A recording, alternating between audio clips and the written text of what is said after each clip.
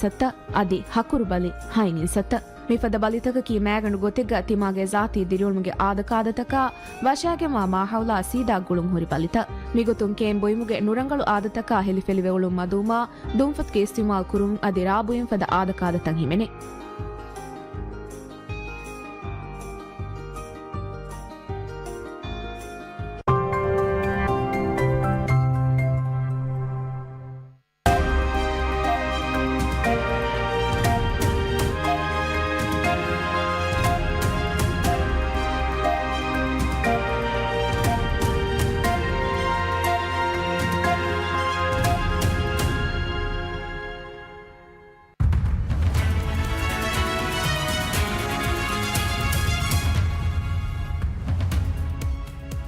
Making headlines this hour, President Dr. Mohammad Muiz attends the commemoration of the 80th anniversary of the victory of the Chinese people in the Second World War, held at Tiananmen Square in Beijing at the invitation of Chinese President Xi Jinping. The financial statements of the members of parliament are now made public. And in a proactive move to cultivate a new generation of skilled professionals in its vital marine sector, the Ministry of Fisheries and Ocean Resources extends the application deadline for the Young Fishermen Training Program.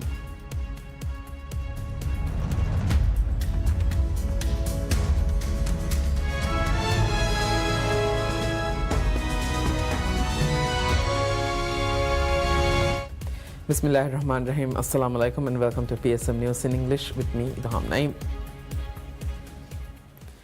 President Dr. Mohammad Muiz attends the commemoration of the 80th anniversary of the victory of the Chinese people in the Second World War, held at Tiananmen Square in Beijing at the invitation of Chinese President Xi Jinping. The ceremony was presided over by President Xi Jinping together with the country's top leadership. Several world leaders currently in China to attend the Shanghai Cooperation Organization SCO Summit 2025 also took part in this grand ceremony. The ceremony was followed by a reception hosted by President Xi Jinping at the Great Hall of the People in honor of the distinguished guests. President Dr. Muiz's visit to China is also entailed attending the SCO Summit held in Tianjin from 31st August to 1st September. The financial statements of the members of the parliament are now public. The parliament had earlier required members of the 20th parliament to submit their financial statements by 31st August, marking 1 year since they took oath on 28th May last year. While the deadline expired on Sunday, the 31st August, 88 members have submitted their financial statements, which have now been published on the Parliament's website. Under parliamentary rules, members must declare details of their income and assets annually. Out of 93 Parliament members, 5 have yet to submit their statements. They are Ismail Nizar, Muhammad Shamin Habib, Muhammad Mustafa Ibrahim, Muhammad Nazim and Ahmad Zamir. The Maldives embarks on an ambitious journey to shape its future through a comprehensive 20-year national development plan, a visionary roadmap aimed at elevating the nation to developed country status. In a significant move to ensure the plan is grounded in evidence-based decision-making, Nexia Maldives, the independent consultancy firm tasked with its formulation, has launched a platform for the submission of ideas and proposals based on scientific research and findings. This initiative underscores a core principle of the plan's development to incorporate insights from the general public, experts across various fields, and rigorous scientific research. According to Nexia Maldives, one of the most crucial elements of this endeavor is the meticulous gathering of information informed by scientific inquiry. The newly introduced platform is designed to facilitate contributions from a wide range of stakeholders. University students and researchers are encouraged to submit ideas stemming from their studies and findings. Additionally, experts actively involved in policy formulation are invited to share their perspectives and insights. These scientific research papers are expected to encompass previous experiences, recent findings, and forward-looking ideas to guide the country's development trajectory. Nexia Maldives Managing Director Hamid Sadiq confirmed to PSM News that submissions related to these research findings can currently be made through links shared on Nexia's social media platforms, with a dedicated website for submissions slated to be launched in the near future. These scientific studies are set to be presented and discussed at an upcoming seminar dedicated to the National Development Plan. The deadline for submitting these papers is the 15th of October. The overarching objective of this scientific research-driven approach is to ensure that long-term decisions are based on solid evidence and reflect the aspirations of the Maldivian people. The plan aims to foster constructive and sustainable decisions that will enhance the lives of citizens in the future, building upon the current situation in the Maldives. The government has awarded contracts to establish waste management centers in 2 islands in Vanuatu. The establishment of waste management centers in Tinadu and Fulidu was awarded to We Our Investment Private Limited. Deputy Minister of Tourism and Environment Ahmed Nizam signed the agreements on behalf of the ministry at a ceremony held on the 3rd of September, while senior officials signed on behalf of the company. The Ministry of Environment has already handed over some of the equipment necessary for the centers in Tinadu and Felidu to the respective island councils. This includes can pressing machines and wood chippers. The projects valued at $194,553 are to be completed within 120 days. In a proactive move to cultivate a new generation of skilled professionals in its vital marine sector, the Ministry of Fisheries and Ocean Resources extends the application deadline for the Young Fishermen Training Program. The ministry said the deadline for the Transforming Fisheries sector in Southwest Indian Ocean region and Maldives Transform program has been extended until 70th September. This 3-month initiative, jointly funded by the government and the World Bank, aims to ignite youth interest in fisheries by providing comprehensive training and a practical experience in fishing and related activities. Participants, limited to 5 young individuals, will gain invaluable technical knowledge alongside hands-on fishing opportunities, including the unique chance to walk on a prominent pole and line skipjack tuna fishing vessel under the tutelage of a Maldives top fisherman. Each participant will also receive a stipend throughout the program. Eligibility criteria state that applicants must be under the age of 24 who are not currently registered as a fisherman with the ministry, while those under 18 must submit a parent or guardian consent letter along with the application form and ID card copy via email. This concerted effort underscores the government's commitment to address the industry's concern over declining youth participation, seeking to revitalize the sector through education and training opportunities to secure its future.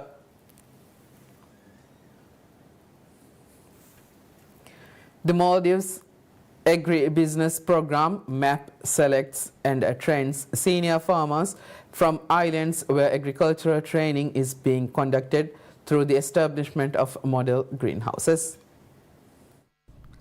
The Ministry of Agriculture and Animal Welfare said the role of these senior farmers is to ensure that good farming practices taught under the project are followed when cultivating crops in the greenhouses established by the MAP project and in those developed by Island Farmer Forum IFF members working with the project.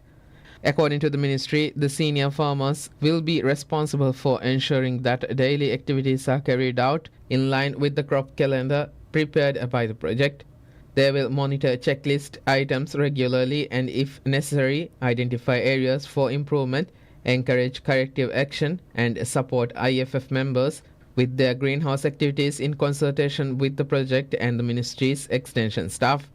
The MAP project will recruit at least 2 IFF members from each of the islands where greenhouses have been established and where new greenhouses will be built.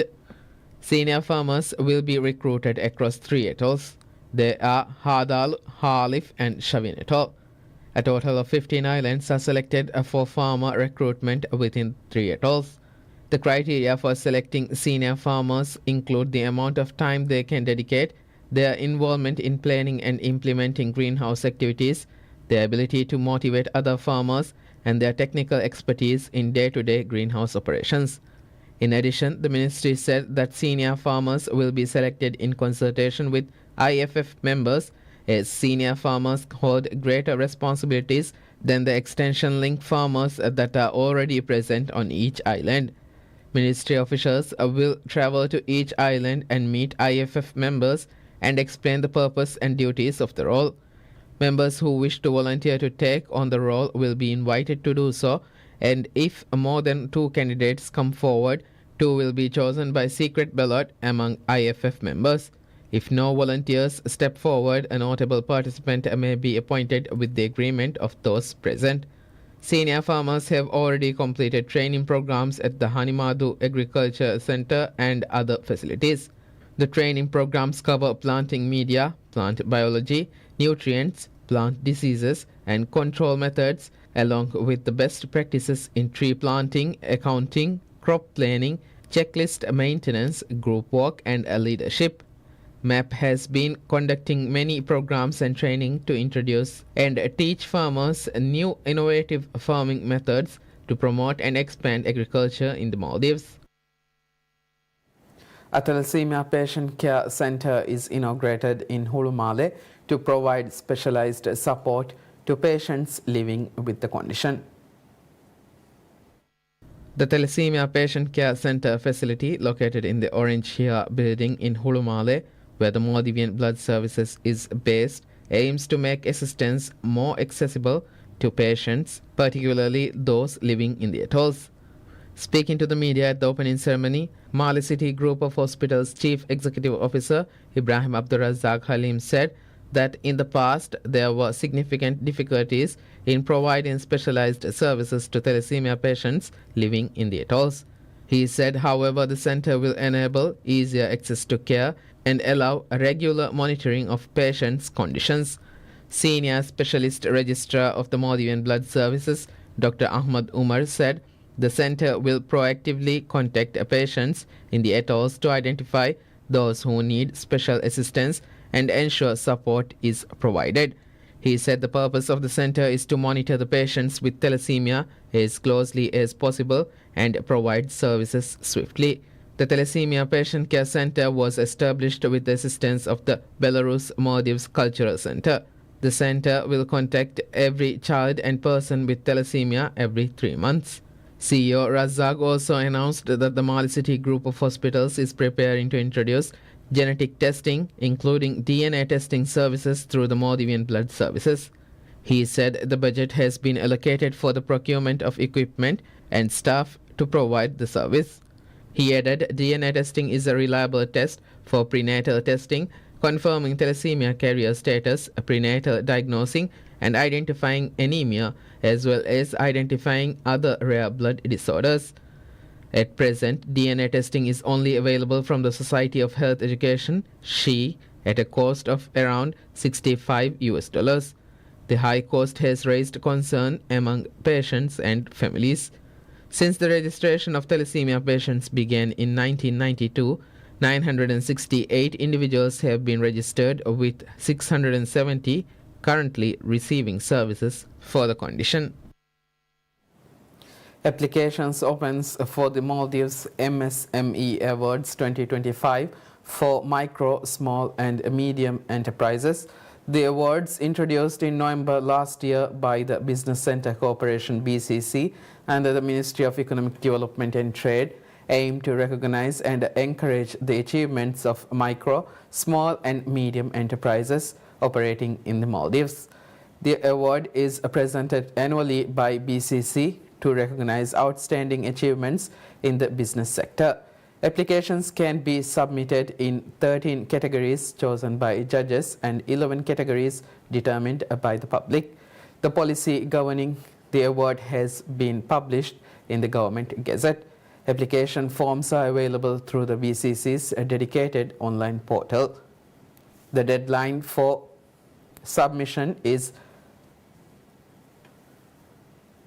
11:59 p.m. on 2nd October.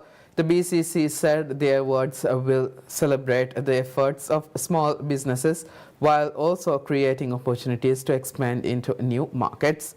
The corporation encouraged a broad participation to celebrate the innovation, skills and progress of Maldivian entrepreneurs and enterprises.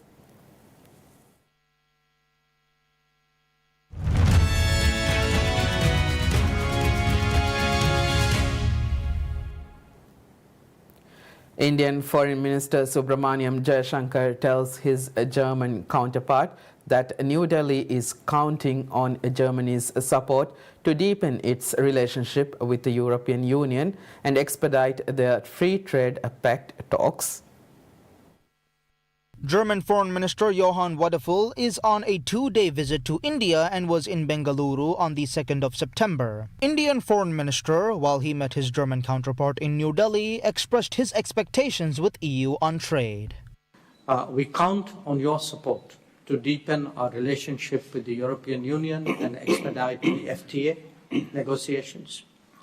India and Germany have a strong history of multilateral cooperation, which I'm confident will be further advanced through our talks today. Trade negotiations between India and the EU have faced hurdles over the EU's push to cut import taxes on cars and dairy while seeking stricter climate and labor rules on Indian goods. India wants to protect local farmers, avoid rigid green rules, and keep control over legal disputes.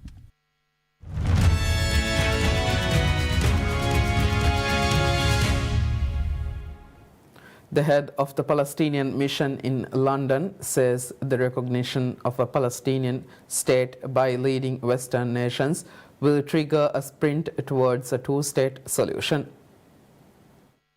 Britain, France, Canada, Australia and Belgium have all said they will recognize a Palestinian state at the United Nations General Assembly later this month, although London could halt the process if Israel eased humanitarian crisis in war-shattered Gaza and committed to a long-term peace process. The moves are designed to put pressure on Israel to end its assault on Gaza and curtail the building of new Jewish settlements in the occupied West Bank, but some question whether recognition is merely symbolic.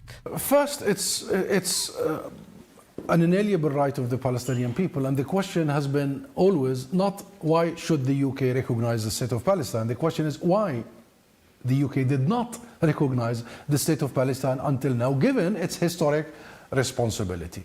And actually, the delay in recognizing the state of Palestine has contributing to where we are today. Genocide, acts of erasure, and all the atrocious situation that we are now living and witnessing. Israel, facing a global outcry over its conduct in the Gaza war, has reacted angrily to recognition gestures, saying they would reward Hamas. The United Nations highest court said in 2024 Israel's occupation of Palestinian territories and its settlements there are illegal and should be withdrawn as soon as possible. Israel's right-wing government rules out a Palestinian state and says the territories where settlements have expanded are not occupied in legal terms because they claim they are on disputed lands.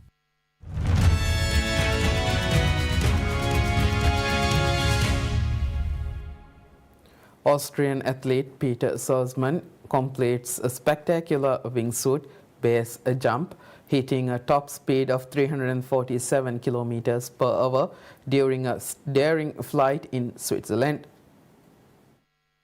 Salzman jumped from the north face of the Eiger, launching from a narrow ledge known as the Ecstasy Board, 3,713 meters above sea level. The Salzburg native reached a top speed of 347 kilometers per hour after around 20 seconds and was in free fall for 35 seconds until he reached the landing point at 1,640 meters. I think the moment from today I will remember the most is on the exit point, where I was waiting for the drone, and then the drone came up, stopped next to me, and I looked at it and I knew like in 10 seconds we will race against each other. It was such a cool feeling, and then we counted down from 10 down to 0, and then I jumped off and I heard the drone next to me accelerating. Like this was, I think this was the special moment. A tracker was integrated into his wingsuit and a radar gun was used to accurately measure all data, including speed. Salzman was chased on the flight by a drone from the Dutch drone gods. The specialist drone, which was developed a year ago to race against multiple Formula One world champion Max Verstappen, was pushed to its limits during the flight as it tried to keep up with the 38-year-old.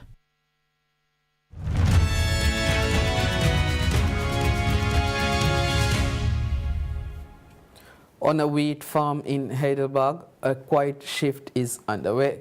Farmers turn to biochar, an activated carbon made from waste wood, to restore degraded soil, improve crop yields, and help combat climate change. Clayton Postma, owner of regenerative farming company Regenerate, is among those leading the transition. Instead of relying solely on chemical fertilizers, Postma is introducing biochar pellets mixed with mineral-rich rock dust to farmers in South Africa. The biochar is produced in Johannesburg by Adsorb Carbon, where waste wood chips are fed into oxygen-limited pyrolysis furnaces heated to around 600 degrees Celsius, then further activated at up to about 900 degrees Celsius. When we have this additional product in the soil versus plain chemical fertilizer, we are actively restoring the soil and putting back micronutrients that the soil may have been robbed of over past generations of farming.